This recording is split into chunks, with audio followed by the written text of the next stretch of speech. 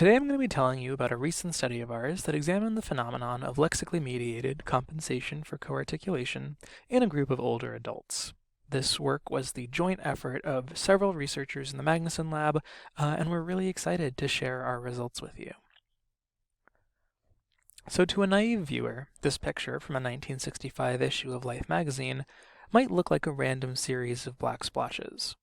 But once you know that what you're seeing is a Dalmatian sniffing a sidewalk, here's its head, its body, its legs, and tail, you interpret the same visual input differently. And I think this nicely illustrates a core question for cognitive scientists. How does our knowledge influence our interpretation of the world?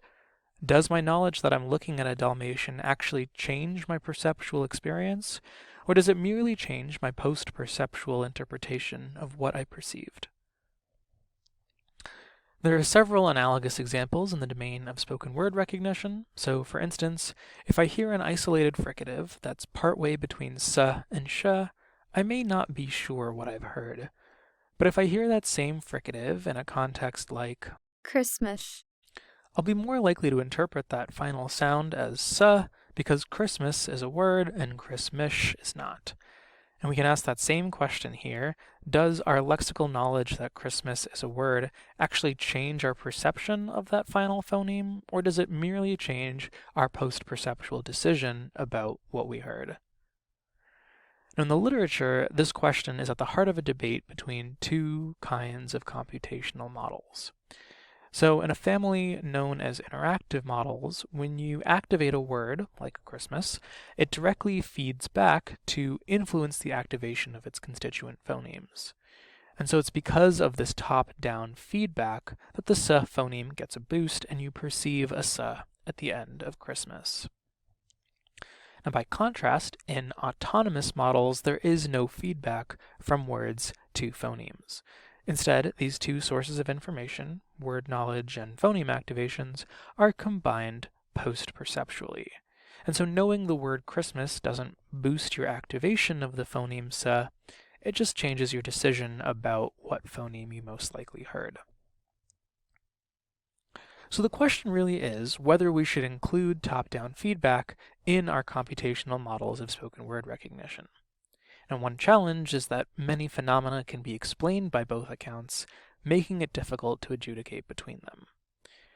In this talk, I'll describe two recent sets of findings from our group, one recently published in the journal Cognitive Science, the other described in the proceedings for this year's conference, that suggests that high-level knowledge has a direct top-down influence on perception, with important implications for other domains of cognitive science.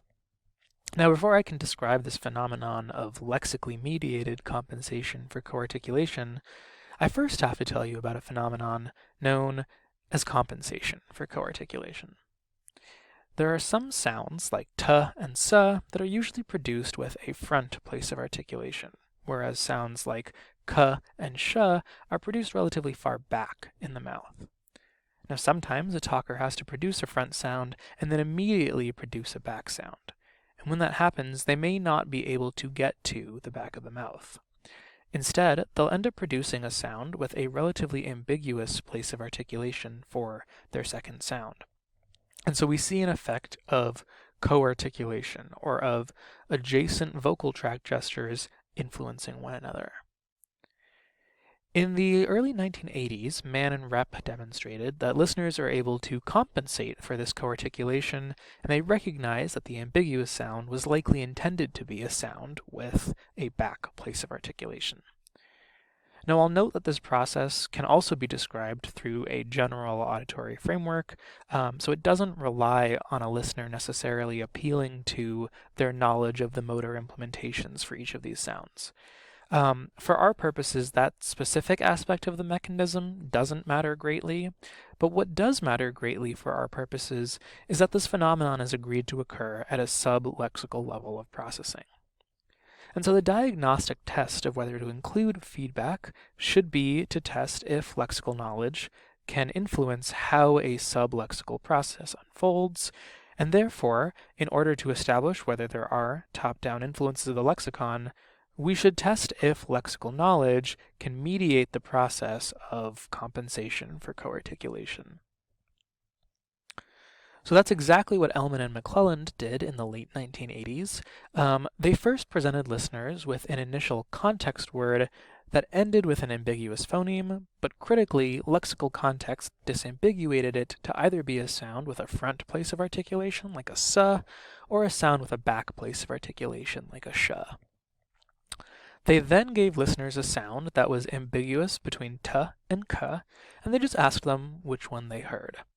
And critically, listeners' responses depended on whether the lexical context had disambiguated the initial word as ending with a s or a sh. So if a listener heard Christmas, then lexical knowledge would guide them to interpret Christmas as a sound with a front place of articulation, such that if they then heard tapes, they would interpret that as having a back place of articulation. Correspondingly, if a listener first heard Spanish, context tells them that that ends with a sh, and so they would interpret a subsequent ambiguous sound tapes, as starting with a t.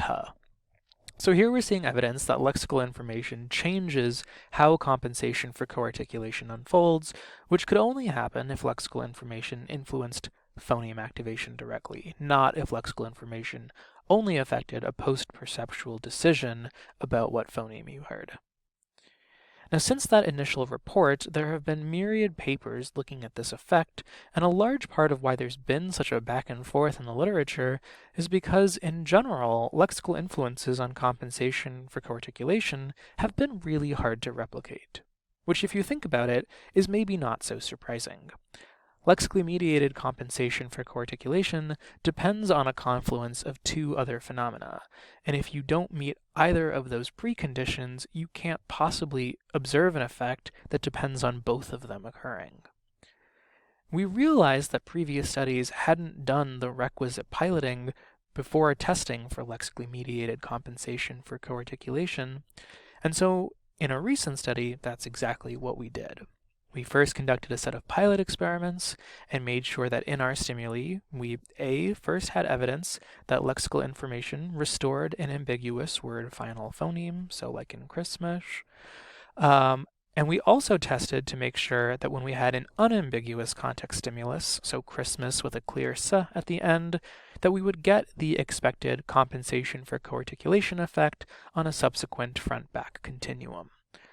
Only once we found stimuli that satisfied these preconditions did we conduct our experiment as well as a direct replication. So we found the same pattern of results across our two samples, and let me orient you to what you're seeing here. So all of our target items began with a segment from a s-sh continuum, and the x-axes here indicate whether the target began with a front place of articulation, so a s, or a back place of articulation, so here a sh, and 0 indicates the most ambiguous step from that continuum. The y-axis indicates how often participants identify the target stimulus as having a front place of articulation, so making a s response. Now, critically, responses depended on the nature of the context items. So the context items always ended with an ambiguous place of articulation, but if the implied place of articulation for that last phoneme was back, as in maniac or questionnaire, then listeners were more likely to identify the first segment of the target as having a front place of articulation. And if the implied place of articulation for the context item was front, as in isolate or pocketful, then listeners were more likely to say that the target began with a back place of articulation. So visually, the effect that we're looking for here, and in all the plots that I'll show you today, is a clear separation of these two lines, with the blue line above the orange line. So in our second study, which is described more fully in the conference proceedings, we wanted to extend our previous study and specifically ask how these LCfC effects might change as a function of age.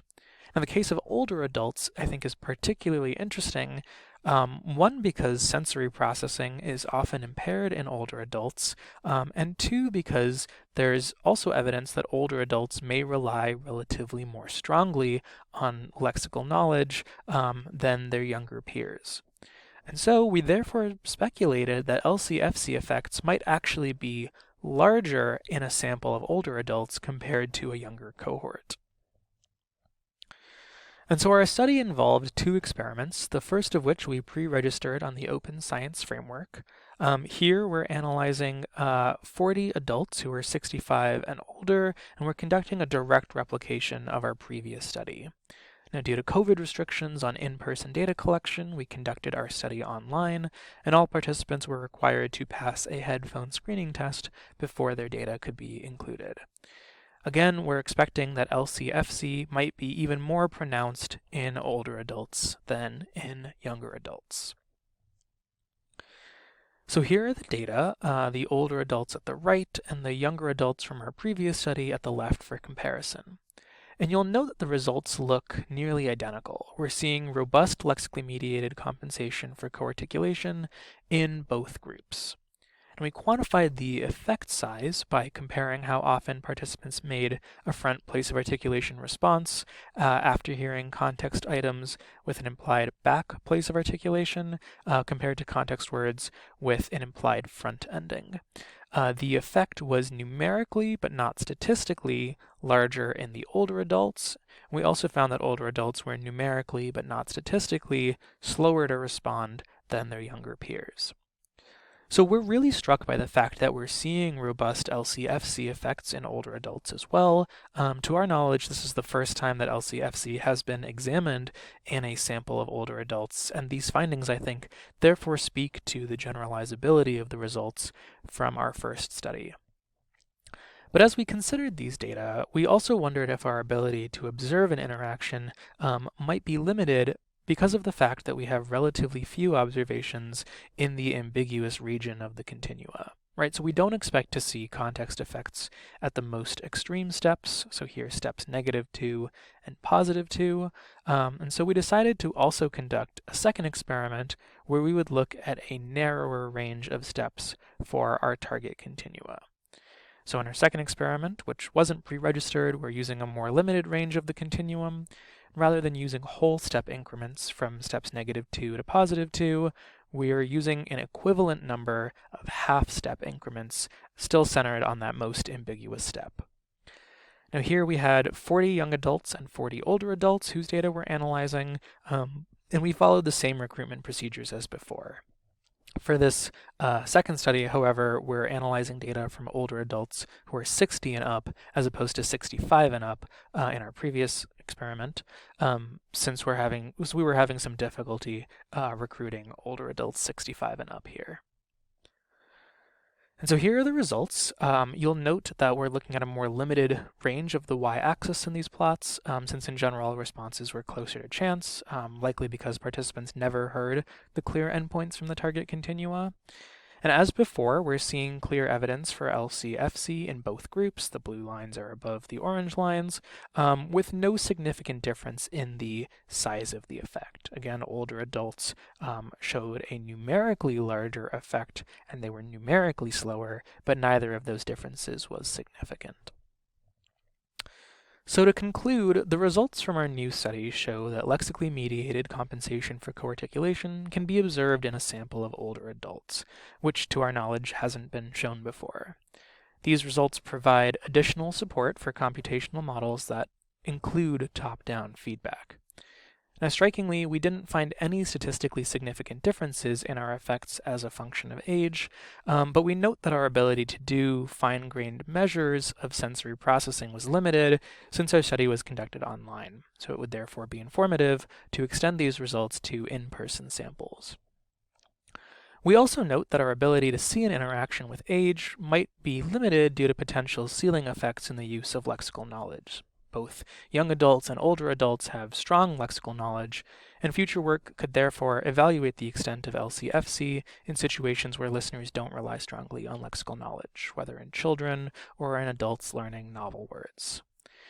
Overall, we think the current results are interesting for the ways in which they highlight what's common between young adults and older adults, and we think this provides further evidence for our claim that top-down feedback may be a core tenet of cognitive science.